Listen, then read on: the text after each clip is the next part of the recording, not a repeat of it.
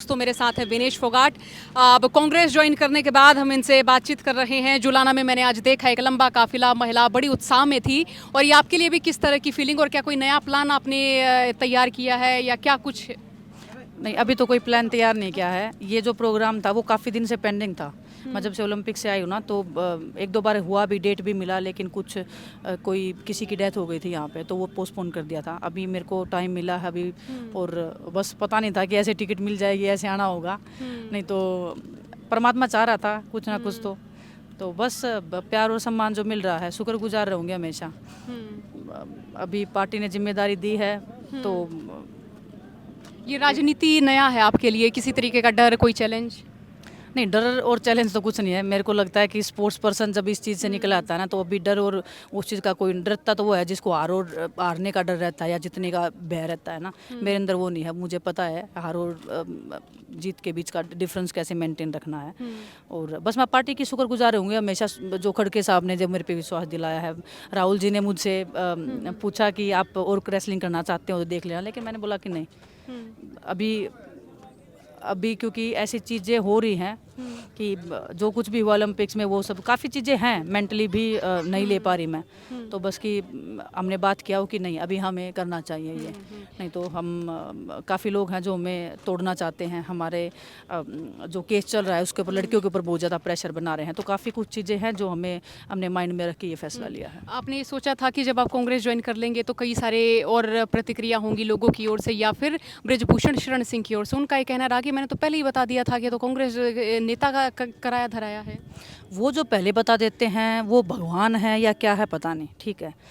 जो हम बता रहे हैं वो क्यों नहीं मान रहा फिर वो? रही बात उनके बताने की, वो जो बोल रहे थे पहले दिन से कि मैं कोई एक लड़की भी सामने, जो फर्स्ट डे जब हम बैठे थे, कोई एक लड़की भी सामने आ जाओ मैं फांसी खा लूँगा, कोई एक को तो सामने लेके आओ। 7 लड़कियां सामने आ गई। क्या किया? फिर बोलने लगे नहीं नहीं नहीं, कोर्ट में ये तो झूठ बोल रहे हैं, कोर्ट में देखेंगे, ये करेंगे। उधर उधर से वो उन्होंने यू टर्न ले लिया अपना। फिर वो एक यू टर्न उधर लिया कि बोले कि ट्रायल्स नहीं देना चाहते, ये तो रूल ब्रेक करना चाहते हैं, बच्चों का हक खाना चाहते हैं। नेशनल हमने खेला, ट्रायल्स मैंने दिया। अब भी ऐसा ही कह रहे हैं कि अभी मैं क्या बताऊं, मतलब मैं ट्रायल्स दे के गई हूँ, पूरे देश ने वो ट्रायल्स देखे हैं। वो आज भी वो यूट्यूब के ऊपर वो मैच मिल जाएगा। और आप किसी भी जो भी रेसलिंग करता है उसे पूछ लो, अगर पॉइंट्स की कहीं पे गड़बड़ है, वो मेरी प्लस होने चाहिए थे, जो नहीं है। और हम उसमें ऑब्जेक्शन डाल रहे हैं कि हमें पॉइंट्स दो। हमें हराने की पूरी साजिश की जा रही थी उस मैच में। पूरा सिस्टम उनका था, फेडरेशन उनकी थी, रेफरी उनके थे, हर एक जन तो उनका था। वो हर एक मोड़ पे वो रोकने की कोशिश कर रहे थे, लेकिन लोगों का प्यार और परमात्मा का आशीर्वाद उनके आगे किसकी चलती है। राहुल गांधी जी, सोनिया गांधी जी क्या आएंगे आपके प्रचार प्रसार के लिए? देखो, मैं इस बारे में अभी कंफर्म कुछ नहीं बोल सकती, वो तो पार्टी का फैसला है। लेकिन मैं तो चाहती हूँ कि सभी लोग आए। उनका आशीर्वाद बहुत है मेरे लिए, उन्होंने जो दिया है, जो विश्वास दिलाया है, और बुरे टाइम पे बहुत साथ खड़े रहे वो लोग। प्रियंका जी हमसे मिलने आई थी धरने पे। जब वो आई थी, वहाँ से हमें एक नई ऊर्जा सी फील हुई थी, क्योंकि एक लड़की लड़की की भावनाएं समझ सकती है ना। उन्होंने जो उसके बाद उन्होंने हमारे धरने पे खाना भी पहुँचवाया है 3-4 बार, घर से बड़े बड़े टिफिन खीर के भी आए हैं। तो बस एक परिवार जैसा फील हो रहा था। ऐसे टाइम पे ना, जब बड़ों का हाथ सब आपके सर पे होता है, आपके साथ में होता है, तो हिम्मत बढ़ जाती है। तो काफ़ी लोगों ने उस टाइम पे हिम्मत दी थी। वो लड़ाई हम नहीं लड़ पाते, वो नहीं हम उस मुकाम तक पहुंच पाते अगर ये सब लोग हमारे साथ में नहीं खड़े होते। तो दीपेंद्र भाई साहब ने बहुत हमारी मदद की, आज भी हमारे साथ में खड़े हैं। वो हमारे साथ में खड़े हैं तो उनको गालियाँ दे रहे हैं कि नहीं ये साजिश उनकी थी। मैं बताना चाहती हूँ बीजेपी पार्टी को, जब हम जंतर मंतर पे बैठे थे, बीजेपी के 2 नेताओं ने वो परमिशन ली थी जंतर मंतर की, और वो मीडिया में आया भी था। वो मीडिया उसको दिखा नहीं रही है, छुपा रही है। वो कांग्रेस का नाम लेके तीर्थ राणा, बबीता फोगाट। हाँ, तो मतलब आपको भी पता है ना ये बात। तो कांग्रेस ने कैसे साजिश कर दी? ये तो बीजेपी ने ही साजिश किया फिर अपने उसमें। वो भी खिलाफत में थे पहलवानों के शुरुआत से ही। नहीं तो फिर वो हमें बिठाया क्यों? मतलब मुझे तो ये पॉलिटिक्स समझ में नहीं आ रही ना। फिर आपने परमिशन ली है तो आप बीजेपी पार्टी से पूछिए ना कि आपके खिलाफ में इतनी बड़ी साजिश क्यों की। वो तो बीजेपी ने ही की है। फिर हमें जो बिठाया वहाँ पे, बोले कि हम आपको न्याय दिलवाएंगे।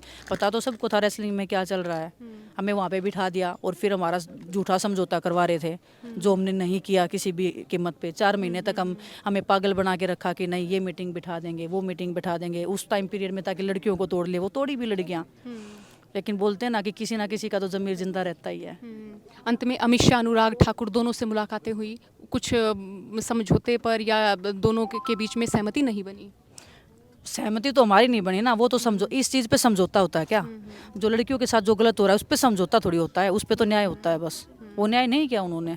समझौता कोई छोटी चीज़ नहीं थी समझौता करने की। वो तो अपने अध्यक्ष को बचा रहे थे, अपने पार्टी के उसको सांसद को बचा रहे थे, और बचा रहे थे तभी इतनी बात पहुंची है।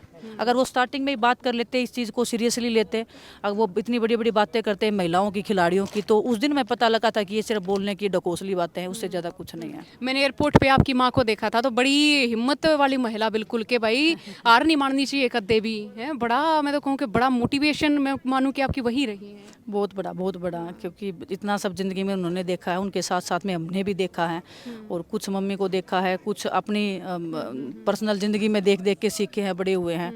तो बस ये हौसला ही है जो चला रहा है। नहीं तो बहुत सारे लोग अभी बोल रहे हैं कि इतना सब होने के बाद आप ओलंपिक्स में कैसे गए, तो उनका ही सबसे बड़ा एक योगदान है कि उन्होंने जो हिम्मत दिखाई है, और वो आज भी दिखा रही है। जब वो जो आपसे इंटरव्यू करके जब वो घर गए हैं, तो अच्छा, देखा आपने? मैंने देखा, तो मैं बोली मम्मी को कि अच्छा इंटरव्यू करके आई मम्मी, तो बोली तेरे को बिल्कुल भी दुख नहीं हो रहा? तो बोली कि पता नहीं बेटी, अंदर अंदर कुछ खाली फील हो रहा है बस। तो वो दर्द तो उनको है ना, वो चलो लोगों का प्यार देख के वो भूल रही है, लेकिन जब वो अकेले में बैठ रही है तो दर्द तो है उसको कि खाली खाली फील हो रहा है। तो क्या फील हो रहा है? तो दुख तकलीफ बस इसीलिए है कि उन्होंने एक बार, वो मेरी ट्रेनिंग नहीं देख पाती, तो वो एक बार हम नेशनल कैंप में थे, वो ट्रेनिंग देख रही थी, और रोने लगी उस दिन देख देख के कि नहीं ये कुश्ती छोड़ दो बेटा, इतना दर्द हो रहा है, बता इतना ये हो रहा है। तो मैं बोली मम्मी घर जा मैं अपने आप पहलवानी कर लूँगी, अगर तू ऐसे ही प्यार दिखाती रही ना तो मेरे भी हौसले टूट जाएंगे। तो वो एक ममता वो मेरे को कमज़ोर करती है बहुत बार। तो अच्छा, मैं इसलिए मेरी फैमिली से दूर रह के हमेशा ट्रेनिंग करती हूँ। तो यो आखिरी सवाल है, फैमिली से दूर तो हो, लेकिन जुलाना वाले ने बता दिया कि यो घर परिवार है। और मैं खास तौर पे देख रही थी कि महिलाएं जो घूंघट मारी थी ना, बड़ी खुश हो रही थी। बोले ए पंचायत में हमने देखा वही सरपंचनी उनका आदमी सरपंची कराया आड़े सोमवीर पाछे भी नहीं सागर वह घूंघट घांघट किम्मे नहीं, तो वो एम्पावर फील कर रही थी, वह मजबूती फील कर रही थी। वही मेरे लिए बहुत प्राउड की बात है। छोटी छोटी लड़कियां जो महिलाएं हैं वो मेरे को देख के एक प्राउड फील कर रही हैं, एक एनर्जी फील कर रही हैं, और उनके जो सपने जो वो नहीं पूरे कर पाई थी वो कहीं ना कहीं मेरे अंदर देख रही हैं। इससे बड़ी अचीवमेंट क्या हो सकती है? मैं हारू जीतू वो मैटर नहीं करता। ये जो चेंज जो महिलाएं फील कर रही है, जो खुशी जो महिलाएं फील कर रही हैं, वो मेरे लिए बहुत बड़ी बात है। और जो प्यार जो मान सम्मान, मुझे आपको पता है कि लड़की होने के बाद ससुराल में इतना मान सम्मान मिलना कोई ऐसी नॉर्मल बात नहीं है। और हरियाणा जैसे जगह पे जहाँ पे हम सभी एक मान सम्मान, जैसे लड़कियों को बोलते हैं कि घर में रहो और मान सम्मान के साथ में घूंघट में रहो, वो एक आदर सम्मान है। वो संस्कृति को मैं बहुत पसंद करती हूँ, बहुत मानती हूँ, लेकिन एज ए खिलाड़ी होने के नाते वो कभी कर नहीं पाई। आज भी मेरे को बहुत सारे लोगों ने बोला हमारे कि आप घूंघट कर लो या मतलब चुन्नी ले लो सिर पे, अच्छा लगेगा। मेरे को पकड़नी नहीं आती, मैं चुन्नी को हैंडल कैसे करूँ, मेरे को नहीं होता है वो, है ना। तो मैंने बोला कि आपकी बेटी हूँ मैं, आप मेरी गलतियाँ माफ़ करना, लेकिन जो मान सम्मान है उसको मैं कभी कम नहीं होने दूंगी। ये जो चीज़ें हैं वो हमारी संस्कृति है, और मैं बहुत प्राउड फील करती हूँ अपनी संस्कृति पे कि मैं ऐसे हरियाणा जैसे प्रदेश में पैदा हुई हूँ, और बस वो जो मान सम्मान है उसको मैं बना के रखूँगी हमेशा। बहुत बहुत शुक्रिया बातचीत के लिए विनेश, बहुत शुक्रिया।